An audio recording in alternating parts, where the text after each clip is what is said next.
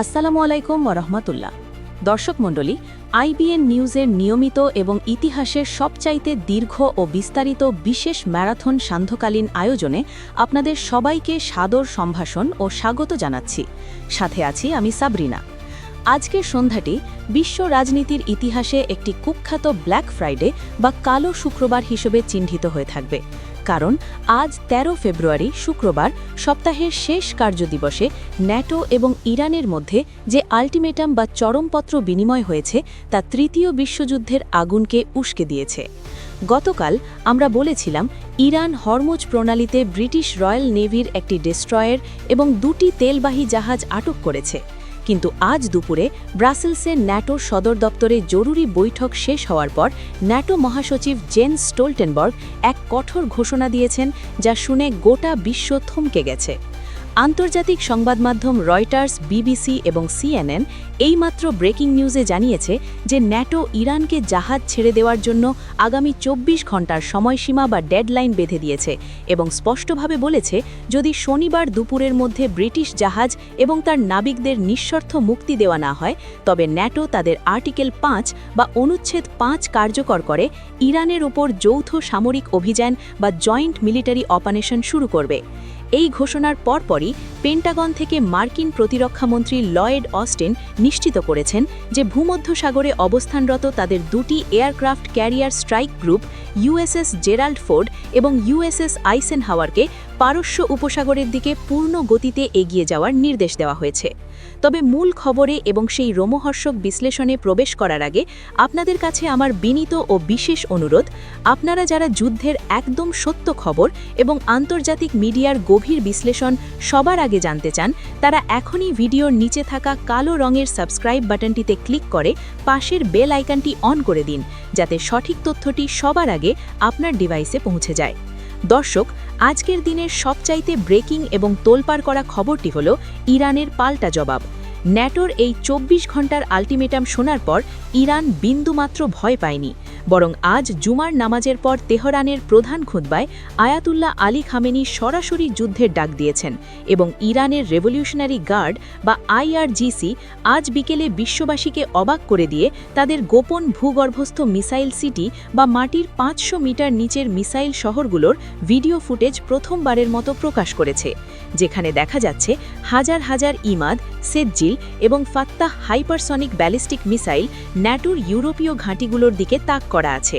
বিশেষ করে ইরানের সেনাপ্রধান মেজর জেনারেল বাগেরি আজ সন্ধ্যায় এক ভিডিও বার্তায় বলেছেন, ন্যাটো যদি হামলার ভুল করে তবে আমরা ২৪ ঘণ্টার মধ্যে ইউরোপের মানচিত্র বদলে দেব এবং আমাদের হাইপারসনিক মিসাইলগুলো প্যারিস, বার্লিন, লন্ডন এবং তেল আবিবে আঘাত হানতে মাত্র ১৫ মিনিট সময় নেবে। তিনি আরও বলেছেন, হরমুজ প্রণালী এখন থেকে সম্পূর্ণ বন্ধ ঘোষণা করা হলো, যার অর্থ বিশ্বের ৪০% তেল সরবরাহ আজ থেকে বন্ধ হয়ে গেল, যা বিশ্ব অর্থনীতিকে ধসিয়ে দেওয়ার জন্য যথেষ্ট। দর্শক, এই উত্তপ্ত পরিস্থিতির মধ্যে সবচাইতে ভয়ের খবর হল রাশিয়ার অবস্থান এবং চীনের নীরবতা ভঙ্গের ইঙ্গিত। আজ দুপুরে ক্রেমলিন থেকে ভ্লাদিমির পুতিন ন্যাটোর উদ্দেশ্যে এক সরাসরি হুমকি বা ডাইরেক্ট থ্রেট ইস্যু করেছেন। পুতিন বলেছেন, ইরান একা নয়, ইরান আমাদের কৌশলগত মিত্র। যদি ন্যাটো ইরানে হামলা চালায় তবে রাশিয়া বসে থাকবে না। রাশিয়া তাদের ট্যাকটিক্যাল নিউক্লিয়ার ওয়েপন বা ছোট আকারের পারমাণবিক বোমা ব্যবহার করতে বাধ্য হবে এবং প্রয়োজনে কৃষ্ণ সাগরে মোতায়েন করা রাশিয়ান সাবমারিন থেকে ন্যাটোর কমান্ড সেন্টারগুলোতে হামলা চালানো হবে। পুতিনের এই ঘোষণার পর আজ বিকেলে ইউরোপের শেয়ার বাজারগুলোতে ধস নেমে গেছে। লন্ডন স্টক এক্সচেঞ্জ এবং ফ্র্যাঙ্কফার্ট স্টক এক্সচেঞ্জের সূচক ১০% নিচে নেমে গেছে এবং মানুষ আতঙ্কে সুপার শপগুলোতে খাবার, পানি এবং জরুরি ওষুধ মজুত করতে শুরু করেছে। ইউরোপের বিভিন্ন শহরে আজ যুদ্ধের বিরুদ্ধে সাধারণ মানুষ রাস্তায় নেমে এসেছে, কিন্তু সরকারগুলো অনড় অবস্থানে রয়েছে। দর্শক, অন্যদিকে চীন আজ প্রথমবারের মতো মুখ খুলেছে। বেইজিং থেকে চীনা পররাষ্ট্র মন্ত্রণালয়ের মুখপাত্র বলেছেন, মধ্যপ্রাচ্যে কোনো প্রকার অস্থিরতা চীন মেনে নেবে না এবং ইরানের সার্বভৌমত্ব রক্ষায় চীন সব ধরনের সহায়তা দেবে, যা পরোক্ষভাবে ন্যাটোর বিরুদ্ধে যুদ্ধেরই শামিল। দর্শক, ইসরায়েলের পরিস্থিতি আজ শুক্রবার জুমার দিন হওয়ায় অত্যন্ত থমথমে ছিল। আজ সকালে লেবানন থেকে হিজবুল্লাহ ইসরায়েলের মেরান এয়ার ট্রাফিক কন্ট্রোল বেস বা বিমান নিয়ন্ত্রণ ঘাঁটিতে এক ঝাঁক কামিকাজে ড্রোন হামলা চালিয়েছে এবং ইসরায়েলি মিডিয়া স্বীকার করেছে যে এই হামলায় তাদের আয়রন ডোম ব্যাটারি এবং রাডার সিস্টেম বড় ধরনের ক্ষতির মুখে পড়েছে, যার ফলে ইসরায়েলের উত্তরাঞ্চল এখন আকাশ প্রতিরক্ষার দিক থেকে অন্ধ হয়ে গেছে। এই সুযোগে হিজবুল্লাহ আজ বিকেলে গ্যানিলি অঞ্চলে প্রবেশের চেষ্টা করেছে এবং সেখানে ইসরায়েলি বাহিনীর সাথে তুমুল সংঘর্ষ চলছে বলে খবর পাওয়া গেছে। হিজবুল্লাহর পক্ষ থেকে দাবি করা হয়েছে তারা আজ প্রথমবারের মতো বুরকান মিসাইল ব্যবহার করেছে, যার ধ্বংস ক্ষমতা সাধারণ রকেটের চেয়ে 10 গুণ বেশি। দর্শক, অর্থনীতির খবরে আজ শুক্রবার ব্ল্যাক ফ্রাইডে সত্যি হয়েছে। যুদ্ধের ভয়ে আজ বিশ্ববাজারে তেলের দাম ব্যারেল প্রতি $220 ছাড়িয়ে গেছে এবং সোনার দাম সর্বকালের রেকর্ড ভেঙে প্রতি আউন্স $3000 স্পর্শ করেছে, যার প্রভাব আগামী সপ্তাহ থেকে আপনার আমার রান্নাঘরেও পড়বে। কারণ তেলের দাম বাড়লে পরিবহন খরচ বাড়বে, আর পরিবহন খরচ বাড়লে চাল ডাল থেকে শুরু করে সব কিছুর দাম আকাশচুম্বী হবে। ইতিমধ্যে এশিয়ার বিভিন্ন দেশে তেলের পাম্পগুলোতে লম্বা লাইন দেখা যাচ্ছে এবং মানুষ জেনারেটরের জন্য ডিজেল মজুত করছে। দর্শক, গাজার পরিস্থিতি নিয়ে আজ আল জাজিরা একটি এক্সক্লুসিভ রিপোর্ট করেছে, যেখানে দেখা যাচ্ছে উত্তর গাজায় শিশুরা এখন পশু খাদ্য খেয়ে বেঁচে আছে এবং সেখানে মানবিক বিপর্যয় এখন বর্ণনার বাইরে চলে গেছে। হামাস জানিয়েছে তারা এই সুযোগে ইসরায়েলের তেল আবিব এবং আশকেলন শহরে তাদের নতুন তৈরি M90 রকেট এবং R160 রকেট দিয়ে হামলা চালানোর প্রস্তুতি নিচ্ছে এবং তারা বলছে এটিই হবে চূড়ান্ত লড়াই।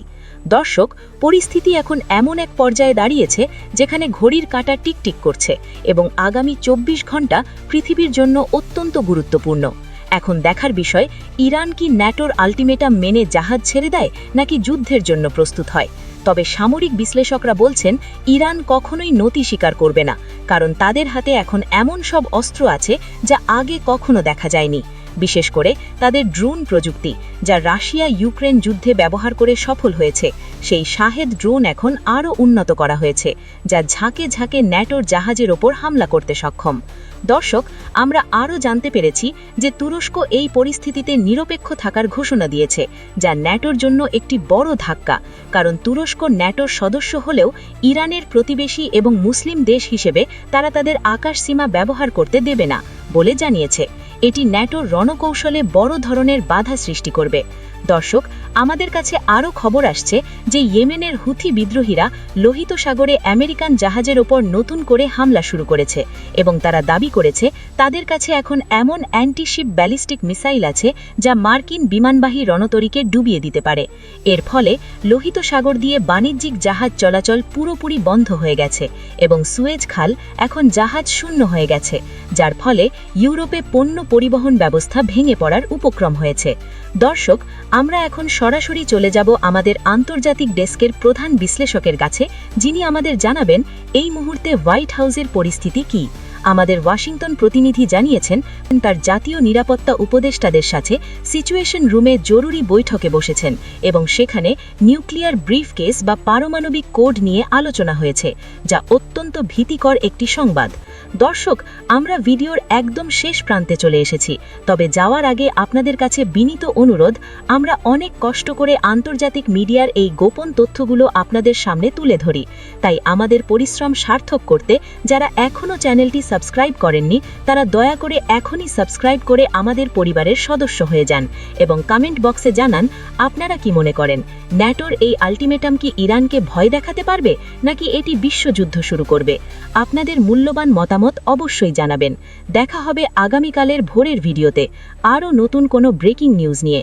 ততক্ষণ পর্যন্ত সবাই সাবধানে থাকুন, সতর্ক থাকুন এবং IBN নিউজের সাথেই থাকুন। আল্লাহ হাফেজ।